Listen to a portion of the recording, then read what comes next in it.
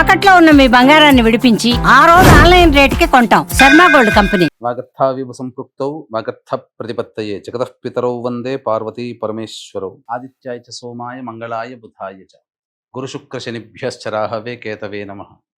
శృంగేరి జగద్గురు పీఠాధిపతులకి కంచి పీఠాధిపతులకి నమస్కారములు తెలియజేసుకుంటూ కార్యక్రమాన్ని ప్రారంభిద్దాం.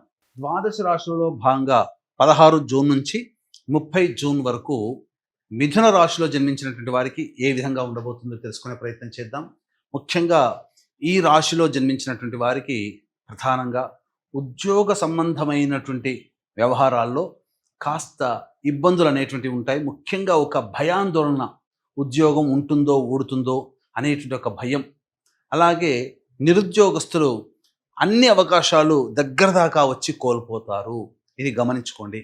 అలాగే బుధగ్రహ సంచారం అనుకూలంగా లేని కారణం చేత ప్రధానంగా 22వ తారీఖు వరకు కొన్ని నష్టాలని చవిచూడాల్సినటువంటి పరిస్థితి. తీసుకున్నటువంటి నిర్ణయాల యొక్క ప్రభావము మిమ్మల్ని ఇబ్బందుల్లో నెట్టుతుంది. ముఖ్యంగా ధనపరమైనటువంటి విషయాల్లో జాగ్రత్తలు పాటించండి. ఇక గురుగ్రహ సంచారం అనుకూలంగా ఉన్నది. అన్ని విధాలుగా దైవానుగ్రహం సంపూర్ణంగా ఉండడం, పెద్దల యొక్క సలహాలు సూచనలు పాటిస్తూ, ఎందుకంటే సహాయ సహకారాలు మీకు మెండుగా ఉన్నాయి. కావున ఏ పని చేస్తున్నప్పటికీ ఈ గురుగ్రహం చెప్పేటువంటిది పెద్దల యొక్క సలహాలు సూచనలు పాటించండి అయ్యా, అది మీకు అనుకూలంగా ఉంటుంది, భవిష్యత్తులో ఎటువంటి ఇబ్బందులు లేకుండా చూసుకుంటుంది అని చెప్పవచ్చు. 23వ తారీఖు రోజు నుంచి మాత్రము మీరు ఏదైతే విచారం వ్యక్తం చేసి డబ్బుని కోల్పోయాము, లేకపోతే మన ఆలోచనలు సరిగ్గా లేవనో, లేకపోతే గృహపరమైనటువంటి చిక్కులు ఏవైతే ఉంటాయో అవన్నీ కూడాను పరిష్కారం అవుతాయి. లోన్స్ శాంక్షన్ అవుతాయి 22వ తారీఖు తర్వాత నుంచి.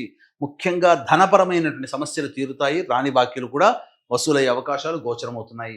కుజ కేతుగ్రహ సంచార ప్రభావం మీకు జీవితంలో గొప్ప మలుపుని తీసుకుని వస్తుంది. కొత్త వ్యక్తులు పరిచయం అవుతారు, తద్వారా మీకున్నటువంటి సమస్యని పరిష్కరించుకుంటారు. భవిష్యత్తు ఆశాజనకంగా మారడానికి ఈ కుజ కేతుగ్రహ సంచార ప్రభావం ఒక మూలకంగా చెప్పవచ్చు. అన్నిటికంటే చేస్తున్నటువంటి వృత్తి ఉద్యోగ వ్యాపారాల్లో కొత్త ధనము అనేటువంటిది, కొత్త పంథా మీరు వెళ్తారు. తద్వారా ఎదుటివారిపై మీదే పైచేయి సాధిస్తారని చెప్పవచ్చు. నూతన వ్యాపార విస్తరణ అనేటువంటిది చక్కగా జరుగుతుంది. భవిష్యత్తు ఆశాజనకంగా ఉండబోతుందని చెప్పవచ్చు. ఇక చూసుకున్నట్లయితే రాహుగ్రహ సంచార ప్రభావము ముఖ్యంగా విదేశీయానం, విదేశీ విద్యకు సంబంధించి చేయు ప్రయత్నాలన్నీ కూడాను కొలిక్కి వస్తాయి. తండ్రి గారి ఆరోగ్యం పట్ల శ్రద్ధ వహించాల్సినటువంటి పరిస్థితి అన్ని విధాలుగా అనుకూలంగా ఉంటుంది.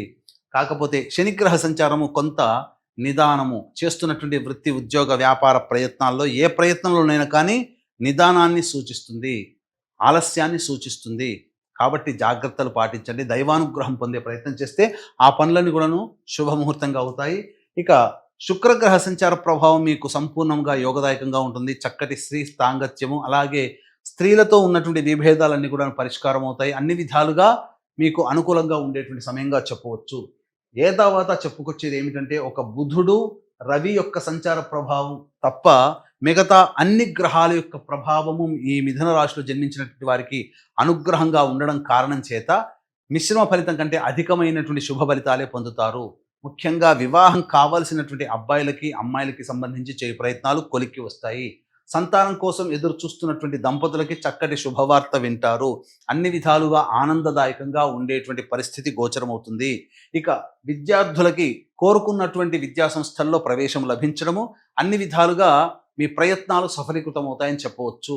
ఏ తర్వాత చెప్పుకొచ్చేది ఏమిటంటే, ఆనందదాయకమైనటువంటి పరిస్థితిని ఈ యొక్క మిథున రాశిలో జన్మించినటువంటి వారు ఈ 16 నుంచి 30వ తారీఖు వరకు పొందబోతారు అని చెప్పడంలో ఏమాత్రం సందేహం లేదు. అలాగే గమనించుకున్నట్లయితే ఈ యొక్క మిథున రాశిలో జన్మించినటువంటి మహిళలకి బాధ్యతలు పెరుగుతాయి. శారీరక శ్రమ, మానసిక ఒత్తిడి అధికంగా ఉండడం వల్ల చేసేటువంటి పనులలో నియంత్రణం కోల్పోతారు. గౌరవ మర్యాదలకి లోటు ఉండదు, కానీ నియంత్రణ కోల్పోతారు. కొన్నిసార్లు చికాకులు పడాల్సినటువంటి పరిస్థితి వస్తుంది. తద్వారా ఇతరులలో మీరు చులకనవుతారని చెప్పొచ్చు. కాబట్టి సంయమనం పాటించండి, ఆరోగ్యం పట్ల శ్రద్ధ వహించండి, సకాలానికి మీరు భోజనం చేసే ప్రయత్నం చేయండి. అన్ని విధాలుగా ఆనందదాయకంగా ఉంటారని చెప్పవచ్చు.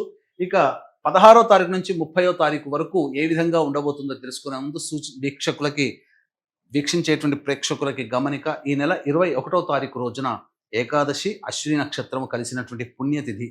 ఈ రోజున జాతకరీత్యా కలుగు విద్య, వివాహ, ఉద్యోగ, దాంపత్య, అనారోగ్య సమస్యల నివారణకి మరియు మేష, మిథున, కర్కాటక, సింహ, కన్య, వృశ్చిక, ధనస్సు, కుంభ, మీన రాశుల్లో జన్మించినటువంటి వారికి శనిదోష పరిహారార్థమై శనీశ్వర హోమము, అఘోర పాశుపత మంత్ర హోమంతో పాటు సర్వదోష నివారణ పూజలు, హోమాలు అనేటువంటివి జరిపించి శక్తిపాతము చేయబడినటువంటి శంకరుంగలి మాలని మీకు అందివ్వడం జరుగుతుంది.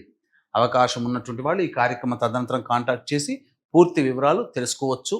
అలాగే ఈ 16వ తారీఖు రోజున మానసికమైనటువంటి ప్రశాంతత లోపిస్తుంది, ఖర్చులు అధికంగా ఉంటాయి, ఏ పని చేయాలన్న ఆసక్తి ఉండదు కాబట్టి జాగ్రత్తలు పాటించండి.